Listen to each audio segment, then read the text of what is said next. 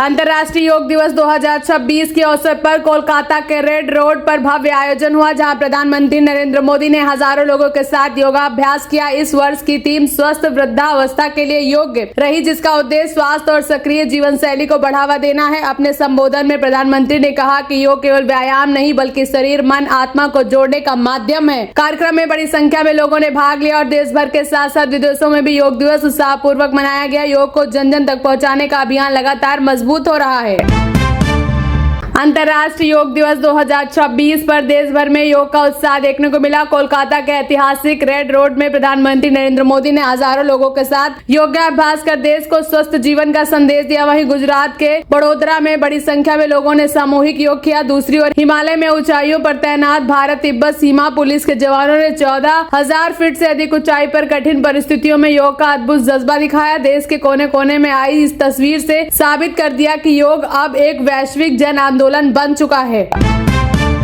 देश के जंतर मंतर पर नीट परीक्षा में कथित अनियमितताओं पर और पेपर लीक के विरोध में प्रदर्शन तेज हो गया है। कॉकरोच जनता पार्टी के संस्थापक अभिजीत दीपके के नेतृत्व में हजारों छात्र और समर्थक शिक्षा मंत्री के इस्तीफे की मांग कर रहे हैं। प्रदर्शनकारियों का कहना है परीक्षा प्रणाली में पारदर्शिता और जवाबदेही सुनिश्चित की जाए। वहीं दिल्ली पुलिस ने प्रदर्शन की अवधि बढ़ाने से इनकार किया है, लेकिन आंदोलन जारी है। जंतर मंतर पर छात्रों का गुस्सा और सरकार से जवाब मांगने की आवाजें लगातार बुलंद होती जा रही हैं। रेलवे यात्रियों के लिए बड़ी खबर, अब बिना टिकट यात्रा करना महंगा पड़ सकता है। रेलवे ने नए नियमों में संशोधन करते हुए बिना टिकट या गलत टिकट के साथ सफर करने पर 500 रुपए तक जुर्माने का प्रावधान किया है। वहीं महिला कोच में अनधिकृत प्रवेश करने वाले यात्रियों पर 2500 रुपए तक का दंड लगाया जा सकता है। रेलवे का कहना है कि यह कदम यात्रियों की सुविधा, सुरक्षा और बेहतर व्यवस्था सुनिश्चित करने के लिए उठाया गया। नए नियमों के तहत टिकट जाँच और निगरानी व्यवस्था को भी और सख्त किया जाएगा।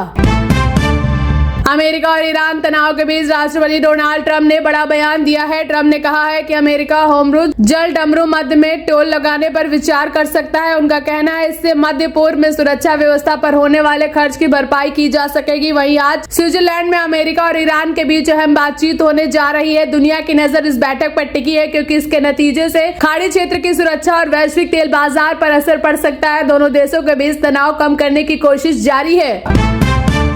देश भर में मौसम ने दोहरे तेवर दिखाने शुरू कर दिए हैं। एक और मानसून धीरे धीरे आगे बढ़ रहा है। बिहार, झारखंड, तेलंगाना समेत कई राज्यों में बारिश की गतिविधियां बढ़ने की संभावना है। वहीं दूसरी ओर पूर्वी उत्तर प्रदेश, बिहार, विदर्भ के कुछ इलाकों में हीट वेव का अलर्ट जारी किया गया है। मौसम विभाग ने कई राज्यों में तेज हवाओं, गरज चमक और भारी बारिश की चेतावनी दी है। दिल्ली, राजस्थान, मध्य प्रदेश के कुछ हिस्सों में मौसम बदलने के आसार है। ऐसे में लोगों को सतर्क रहने और मौसम विभाग की सलाह का पालन करने की अपील की गई है। अयोध्या राम मंदिर से जुड़े मामले की जांच कर रही है। एसआईटी ने अपनी जांच तेज कर दी है। टीम राम मंदिर परिसर में जुटाए गए सबूतों के साथ लखनऊ पहुंच गई है। जल्द ही अपनी रिपोर्ट मुख्यमंत्री योगी आदित्यनाथ को सौंप सकती है। जांच के दौरान कई लोगों से पूछताछ की गई। सूत्रों के मुताबिक पूछताछ में शामिल लोगों की जांच पूरी होने तक शहर से बाहर नहीं जाने की हिदायत दी गई। एसआईटी अब सभी दस्तावेजों और सबूतों का अध्ययन करे, जिसके बाद आगे की कार्रवाई का फैसला लिया जाएगा। देश भर में नीट यूजी 2026 की री एग्जाम आयोजित की जा रही। पेपर लीक विवाद के बाद दोबारा हो रही इस परीक्षा के लिए एनटीए ने अभूतपूर्व सुरक्षा इंतजाम किए हैं। परीक्षा केंद्रों पर सीसीटीवी निगरानी, बायोमेट्रिक वेरिफिकेशन, एआई आधारित मॉनिटरिंग और कड़ी सुरक्षा व्यवस्था लागू की गई है। कई राज्यों में पुलिस और प्रशासन को विशेष जिम्मेदारियां सौंपी गई हैं। एनटीए का दावा है कि परीक्षा को पूरी तरह पारदर्शिता और निष्पक्ष बनाने के लिए हर स्तर पर निगरानी रखी जा रही है। लाखों छात्र आज अपने मेडिकल कॉलेज के सपने को साकार करने की परीक्षा दे रहे हैं। भारत की समुद्री ताकत को आज बड़ा बल मिला है जब कोलकाता में प्रधानमंत्री नरेंद्र मोदी ने भारतीय नौसेना के 3 स्वदेशी युद्धपोतों आईएनएस दूनागिरी, आईएनएस संशोधक और आईएनएस अग्रे को औपचारिक रूप से नौसेना में शामिल किया है। ये तीनों प्लेटफॉर्म भारत में ही डिजाइन और निर्मित किए गए हैं तथा इनमें 75% से अधिक स्वदेशी सामग्री का उपयोग हुआ है। इनकी तैनाती से नौसेना की युद्ध क्षमता, समुद्री निगरानी और तटीय सुरक्षा को नई मजबूती मिलेगी। यह आत्मनिर्भर भारत और रक्षा क्षेत्र के स्वदेशीकरण की दिशा में एक महत्वपूर्ण उपलब्धि मानी जा रही है।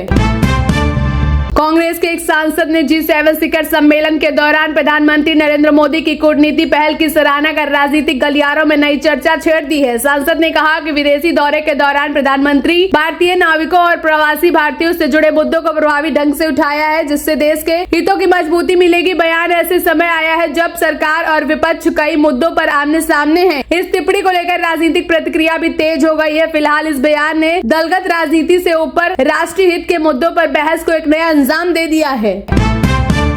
पश्चिम बंगाल दौरे पर प्रधानमंत्री नरेंद्र मोदी ने राज्य की सुरक्षा और घुसपैठ के मुद्दे पर विपक्ष पर निशाना साधा है। प्रधानमंत्री ने आरोप लगाया कि बंगाल को अतीत में गलत नीतियों और मजहबी एजेंडे के कारण नुकसान पहुंचाने की कोशिश की गई और घुसपैठ को बढ़ावा मिला है। उन्होंने कहा कि अब राज्य में कानून का राज स्थापित करने की दिशा में काम हो रहा है। प्रधानमंत्री ने विकास, सुरक्षा और सुशासन को अपनी सरकार की प्राथमिकता बताते हुए कहा कि देश की एकता और अखंडता से कोई समझौता नहीं किया जाएगा। उनके बयान के बाद राजनीतिक प्रक्रिया तेज हो गई है। अमेरिकी राष्ट्रपति डोनाल्ड ट्रंप ने अपने नए विमान को लेकर बड़ा बयान दिया है। ट्रंप ने नए एयरफोर्स वन को दिखाते हुए इसे उड़ता हुआ व्हाइट हाउस बताया है। उन्होंने कहा इस विमान में ऐसी लग्जरी सुविधाएं हैं जिनकी तुलना दुनिया में ही नहीं। रिपोर्ट्स के मुताबिक यह विमान कतर की ओर से पिछले साल उपहार के तौर पर दिया गया था। हालांकि इसे लेकर अमेरिका में राजनीतिक बहस भी शुरू हो गई है। समर्थक इसे आधुनिक सुविधा बता रहे, जबकि आलोचक इसकी लागत और उपहार स्वीकार करने पर सवाल उठा रहे हैं। अंतर्राष्ट्रीय योग दिवस के मौके पर मध्य प्रदेश में योग का भव्य आयोजन हुआ है। जबलपुर में राष्ट्रपति, राज्यपाल और मुख्यमंत्री ने सामूहिक योग कार्यक्रम में हिस्सा लेकर स्वस्थ जीवन का संदेश दिया है। वहीं इंदौर में योग साधकों ने भ्रमारी प्राणायाम कर नया रिकॉर्ड बनाने का प्रयास किया है, जहां लोगों ने 3 मिनट से ज्यादा समय तक यह अभ्यास किया है। प्रदेश के कई शहरों में हजारों लोगों ने योग कार्यक्रमों में भाग लिया है। नेताओं और आम नागरिकों ने योग को जीवन शैली का हिस्सा बनाने का संकल्प लिया है। योग दिवस पर मध्य प्रदेश में उत्साह और भागीदारी का खास नजारा देखने को मिला।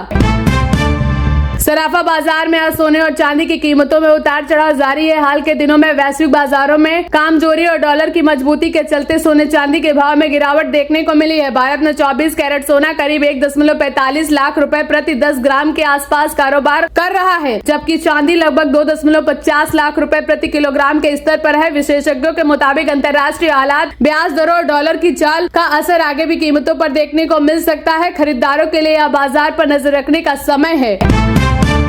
अंतर्राष्ट्रीय योग दिवस के मौके पर बिहार के मुख्यमंत्री सम्राट चौधरी ने अपने राजनीतिक सफर को याद किया। उन्होंने कहा प्रधानमंत्री नरेंद्र मोदी और मुख्यमंत्री नीतीश कुमार के समर्थन में उन्हें बिहार का मुख्यमंत्री बनने का मौका मिला है। योग कार्यक्रम के दौरान सीएम ने अपने पुराने दलों का जिक्र करते हुए कहा कि वह पहले छोटे घर में रहते थे, लेकिन आज मुख्यमंत्री आवास में रहते हैं, नियमित रूप से टहलते हैं। उन्होंने योग को स्वस्थ जीवन का आधार बताते हुए लोगों से इसे अपनाने की अपील की। मुख्यमंत्री से इस बयान पर राजनीतिक चर्चाएं भी तेज हो गई हैं।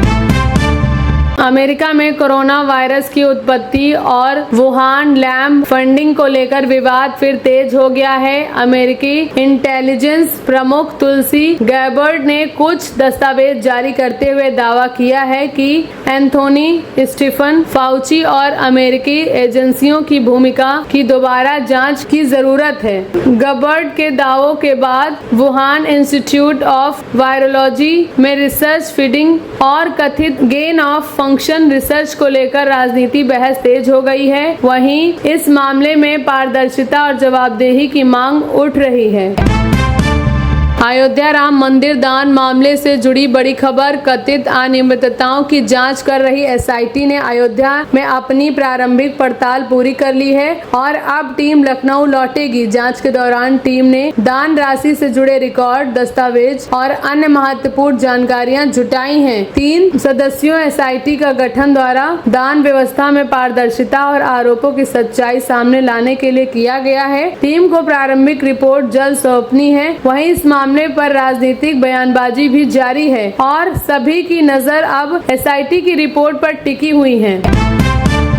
उत्तर प्रदेश में गर्मी का कहर जारी है। बांदा इस सीजन में देश के सबसे गर्म शहरों में शामिल रहा, जहां तापमान 48 डिग्री सेल्सियस के पार पहुंच गया। वहीं वाराणसी समेत कई जिलों में भीषण गर्मी और लू का असर देखने को मिला। मौसम विभाग के अनुसार अब लोगों की नजर मानसून की दस्तक पर है। प्री मानसून गतिविधियों के बीच कुछ इलाकों में राहत की उम्मीद जताई जा रही है, लेकिन फिलहाल गर्मी से बचाव के लिए सावधानी बरतने की सलाह दी गई है। बिहार की राजधानी पटना से चर्चित शिक्षक खान सर के कोर्ट से बड़ी राहत मिली है। पटना सिविल कोर्ट ने फायरिंग मामले में उनकी गिरफ्तारी पर अंतरिम सुरक्षा जारी की रखी है। कोर्ट ने पुलिस केस डायरी मांगी और फिलहाल किसी भी कठोर कार्रवाई पर रोक लगाई गई है। मामला खान सर के कोचिंग संस्थान के बाहर हुई फायरिंग और हिंसा से जुड़ा है, जिसका जवाब पुलिस कर रही है। अदालत ने अब आगे की सुनवाई के दौरान जांच रिपोर्ट और अन्य दस्तावेजों पर विचार किया जाएगा। महाराष्ट्र की शिवसेना यूबीटी में अंदरूनी उठापटक के बीच नेताओं के बीच जुबानी जंग तेज हो रही है। पार्टी में चल रही बगावत और नेताओं के रुख को लेकर उद्धव ठाकरे गुट और विरोध खेमे एक दूसरे पर निशाना साध रहे हैं। संजय राउत ने बागी नेताओं पर हमला बोलते हुए गंभीर आरोप लगाए हैं। वहीं दूसरी ओर विरोधी नेताओं ने शिवसेना यूबीटी के नेतृत्व पर सवाल उठाए हैं। 6 सांसदों में के रुख बदलने की चर्चाओं के बाद पार्टी ने अनुशासनात्मक कार्रवाई की प्रक्रिया शुरू कर दी है।